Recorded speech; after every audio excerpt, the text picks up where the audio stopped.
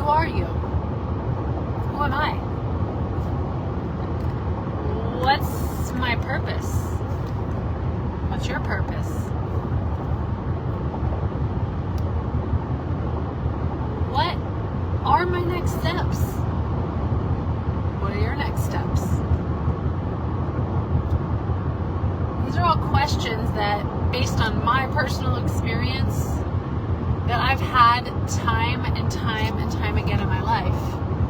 And perhaps many humans have these questions. I definitely don't want to speak for all, because as I continue to expand in who I am as a person and the different things I'm exposed to, I really find out that I cannot even speak to every potential possibility, because there are infinite amounts of possibilities here. So I speak from my experience.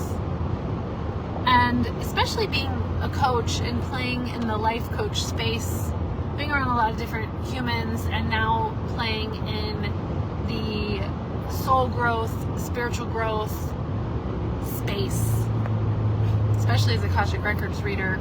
Like, I don't answer these questions for people. I am the channel for these questions, and whether someone specifically asks on a reading, if they specifically ask a question like the ones I posed at the beginning of what's my purpose or what am I meant to do, they may not ask those questions, but sometimes that's the energy behind or around or a part of these experiences that we have as humans. I just want to have a little soul chat today about this concept and something I've been thinking about that perhaps you have been too. And if you haven't been thinking about it, then maybe this will bring some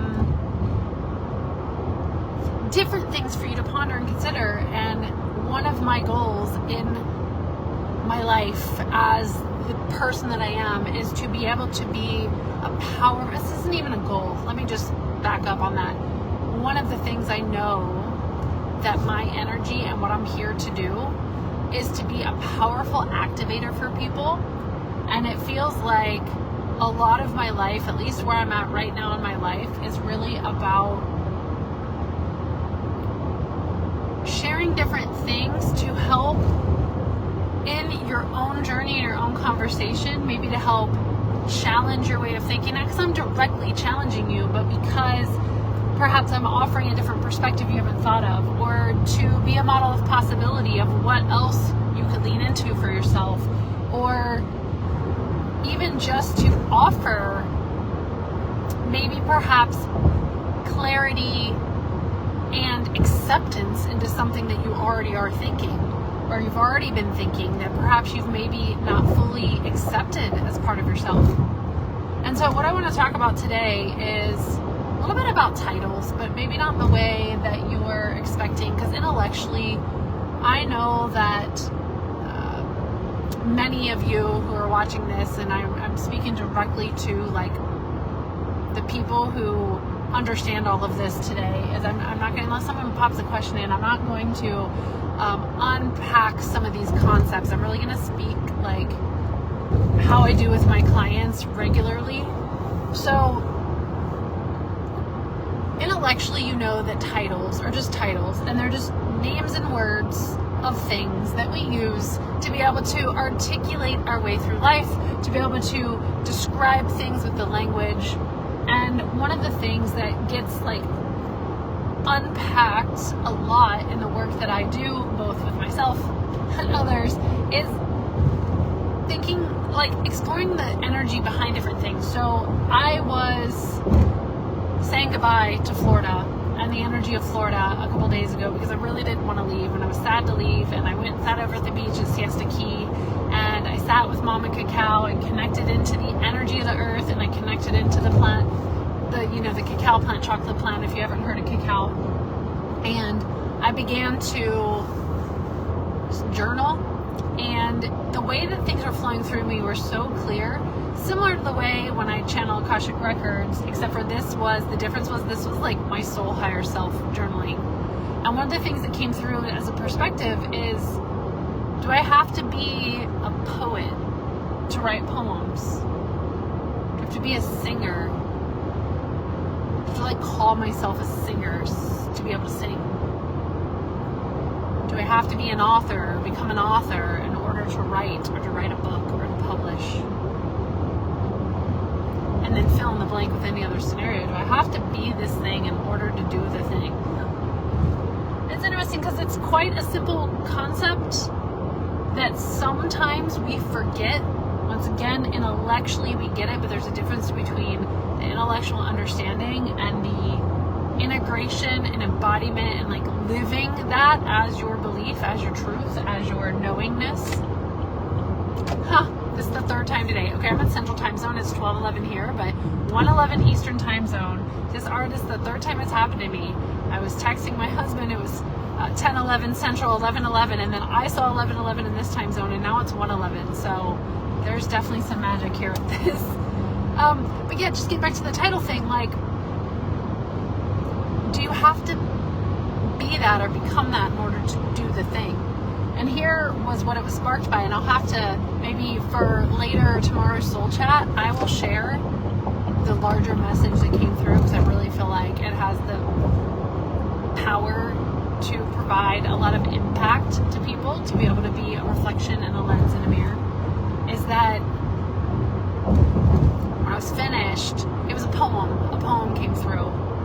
And what's happening for me is there's this unwinding, detangling, disengaging, unbinding, whatever the words are. It's like I'm pulling away all these different beliefs and ideas about myself, about the world, about how I view my life, about my own identity and how I see myself. Like all these different things are being evaluated and coming up to explore. And in this journey, especially for me as it relates to being an entrepreneur, is I have had some very strong beliefs and expectations of how I wanted my entrepreneurial journey to look and how I wanted things to go and how I was willing to accept the things to come into my life. And it's almost like I've been trying to force things to happen in a certain way or a certain set of ways. And I think one of those things has to do with this topic of titles. And I've always said I'm a speaker, author, coach, or a variation of those things. I mean, going back 15 years when I first started this journey. And when I said I was trying to have things fit in that, it's like I'm a speaker, author, coach, that's all I can do, that's all I can do, that's all I can do. And as I get into the Akashic Records and as I get into the soul work and as I get into expanding and pulling things apart, I find that when the record keepers or my soul or I get these downloads and it's like, do you have to be a poet to write poems?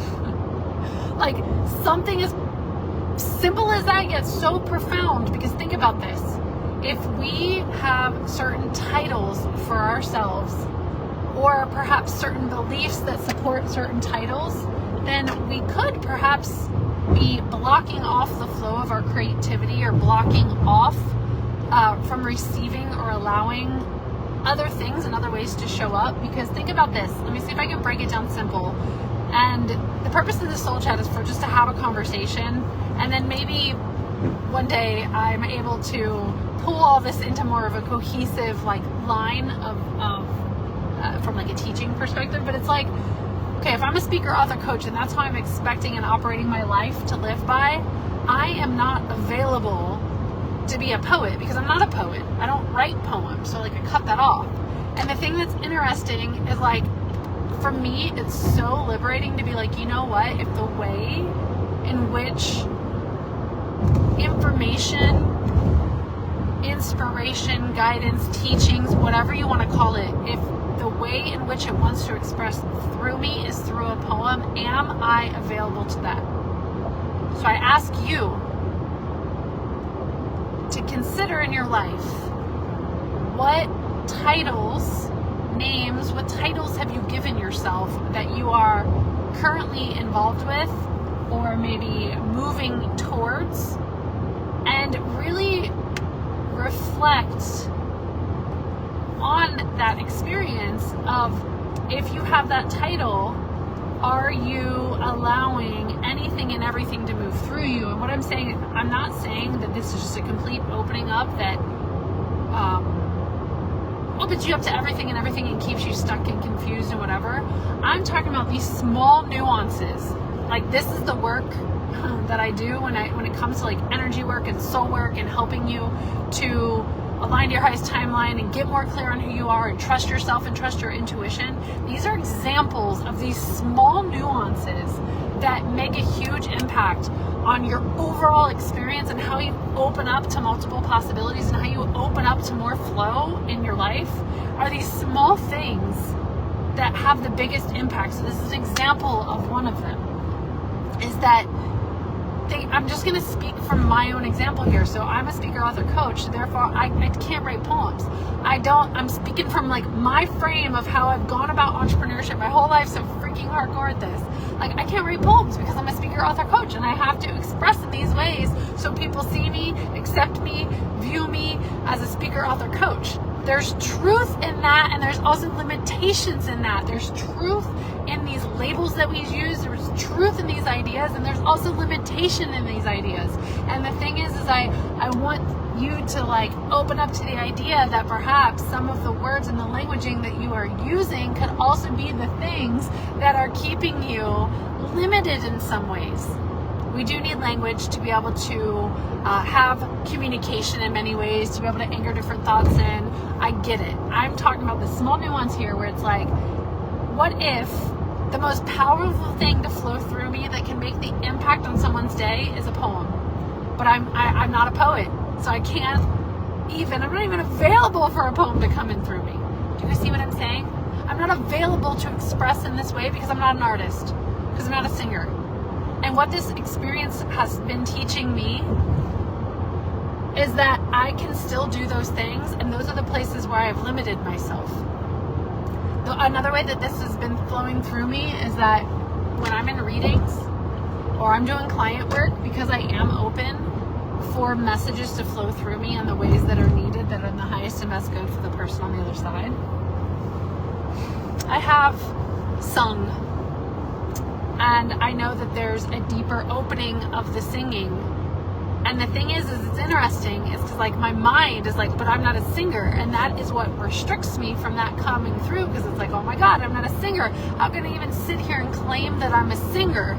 Even in the ego perspective of sitting here on this video with you and telling you these things, like the mind still plays a role in that. And the mind's like, I'm not a singer. I'm not a singer. How can I even sit here and claim on a live video, on a video that'll be seen by many, that I'm a singer and I'm not? And they're going to expect me to sing. Goes back to the same thing. Do you have to be a singer to sing? You have to be a poet to write poems. You have to be an author to write. No, none of that is true. What if you were to allow yourself to open up open up to more than the limitations that you, I'm going to say it this way, that you have agreed to in one way or another. And by agreeing to, what I mean by that is when we agree to things, we can agree by our energy being in alignment with it. We can agree by continuing to have certain beliefs or certain thoughts or opinions. There's an agreement there. We can also agree with our energy. We can agree with our words. We can agree with the titles. And in this context, agreeing is not a good thing or a bad thing, or, oh, I don't disagree with that. This isn't an aspect of the mind. This is more of like, what are you agreeing to? What are you saying yes to by the very nature of the words that you are using, by the actions you are taking, by the way that you are being? What are you agreeing to? What are you agreeing to? These are like the smallest things, and sometimes we can't see them. It's okay. Certain things we're not meant to see until they're ready to come up and out. When they're ready to come up and out, then we can be in that space to be able to hold space for them, explore them, understand them a little bit more. Just like I said a bit ago, I'm like uncoupling a whole bunch of different things in the way that I view myself or have seen myself, in the way in which I articulate, in the way in which I express.